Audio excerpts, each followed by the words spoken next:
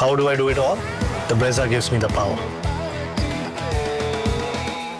Gujarat Titans and Mumbai Indians both had to contend with defeats in their opening games. Which of them will get their campaign up and running as the teams meet in Ahmedabad with the added subtext of Hardik Pandya coming back into action after missing Mumbai's season opener? Welcome to Maruti Suzuki Arena, presents ESPN Cricinfo Timeout, where we'll have Cheteshwar, Pujara and Nick Knight set the game up for us. Gentlemen, thank you for your time. It is obviously a big narrative that Hardik Pandya comes up against the side he led to the title. Also adds to it, Puji, that last year, this was the first game for MI. The Ahmedabad crowd was rather hostile towards Hardik. Do we expect that to change, and what do we expect from Hardik Pandya this season? Well, he's a local boy, isn't he? So he loves playing at that ground. He has got a lot of experience playing at Ahmedabad. And he holds the key for the Mumbai Indians team. So I'm sure that he will play a major role. One is he's an all-rounder. Another thing is he's someone who has a lot of experience, and not just with the bat or a ball, but the amount of matches which he has played, and he has been there with that franchise for quite a long time now.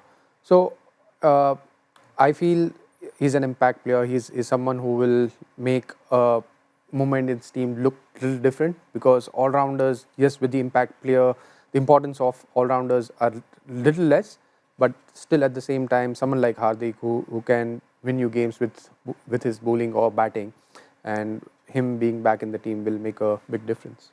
Yeah, a lot has happened since the end of IPL 2024, and now Hardik Pandya has done a lot of notable things on the field, none more so than bowling the final over for T20 World Cup final win. So a lot is forgiven and forgotten in terms of the fans. That booing has moved on as well. I know time heals, and I hope it has healed, because let's hope we're not going to hear any more of that. I mean, I know the emotions run high. I get all of that. Totally get it. But let's hope that we're not going to see it this year. Yeah, you'd hope for that. But having seen the way he's played, he's rediscovered a lot of that mojo, because both in terms of bowling his 4 overs more consistently and finding those gears as a finisher for India, you expect this could be an IPL where we start seeing the best of Hardik Pandya again? Yeah, absolutely. When I look at Hardik, I think to myself, he's so...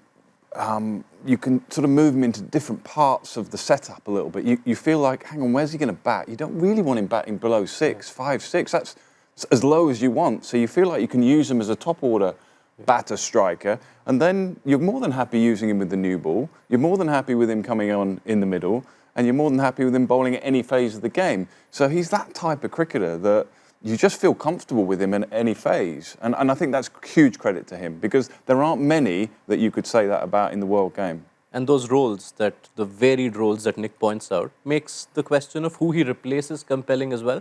Because you could consider Robin Minns, who batted lower down the order, or even someone like a Satyanarayan Raju. Which way would you go?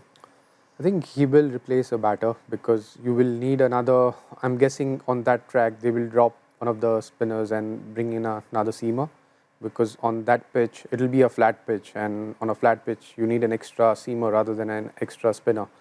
So yeah, I'm guessing that because Hardik is there, and then if you add another seamer, the bowling lineup will be a bit more balanced.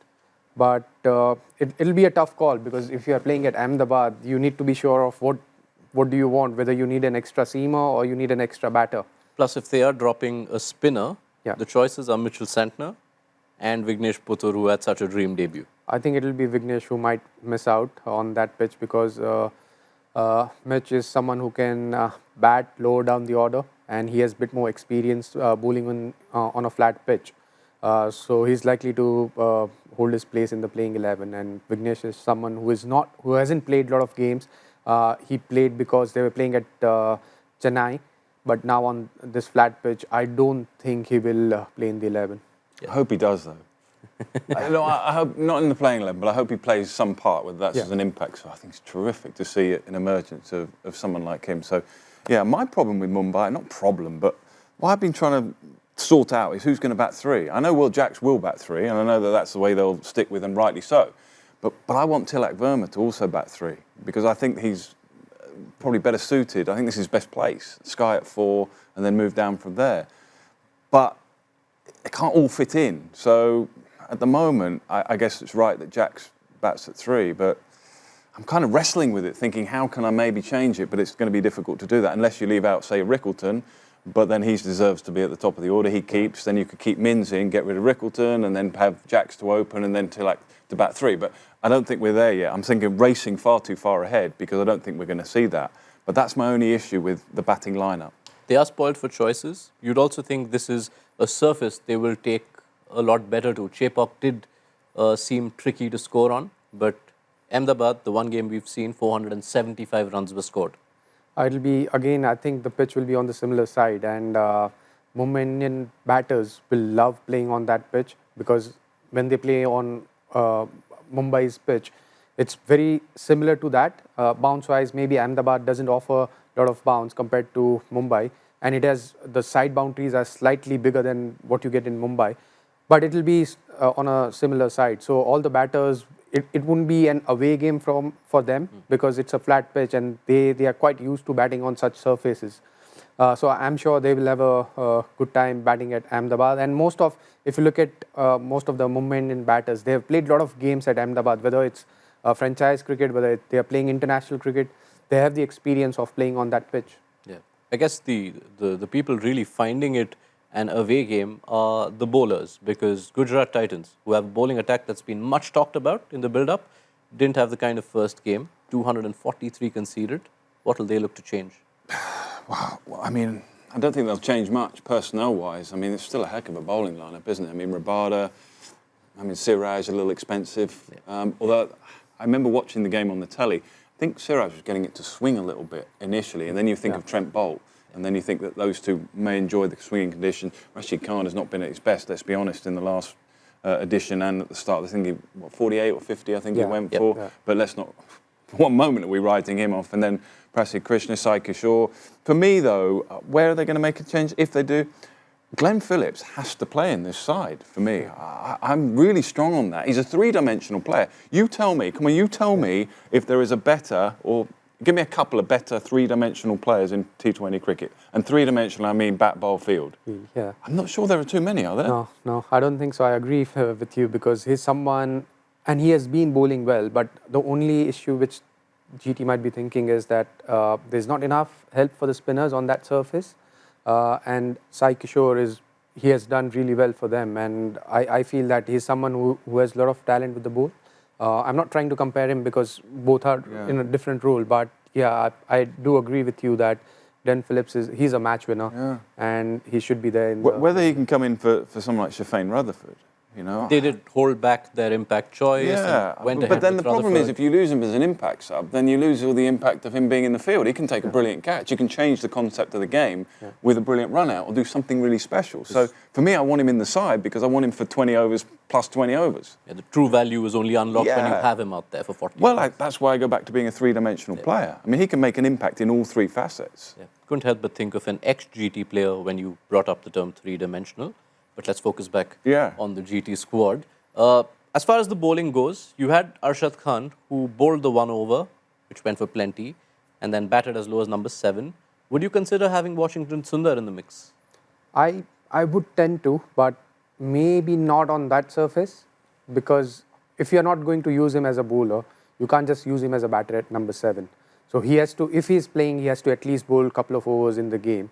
And I think on that surface, they are not going to use him as a bowler. It is an MI side with an even smattering of left-handed batters. Does that bring Washington into I'd play him. I would play him.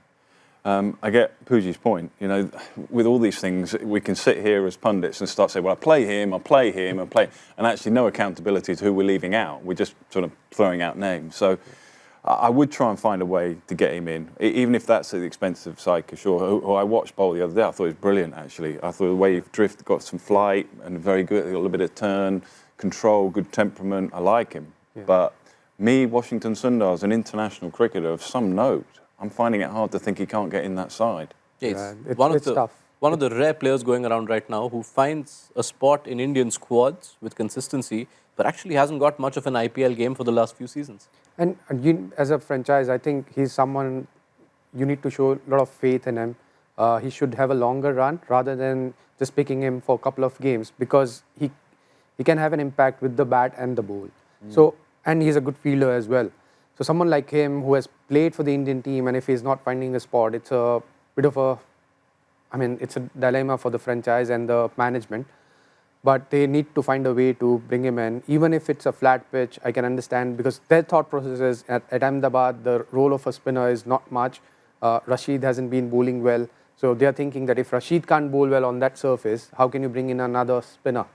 And that's the Thing is, though, I don't know if you agree with this. Like spin, sometimes you think to play a spinner, you have to have a spinning pitch.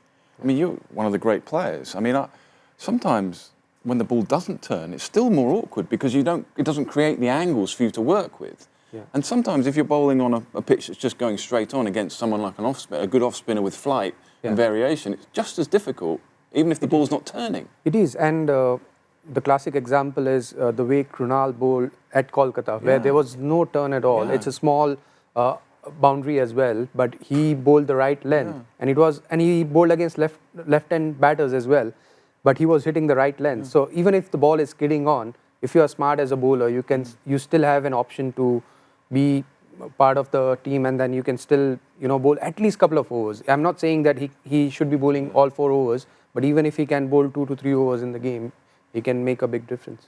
Right. If this video reaches the GT management, they've got lots that they can unpack through Nick Knight and Cheteshwar Pujara. Thank you so much, gentlemen, for setting up this game for us. Mumbai Indians have had 3 trips to Ahmedabad since Gujarat Titans featured in the IPL. All 3 have resulted in defeats. Will that change this time around? How do I do it all? The Brezza gives me the power.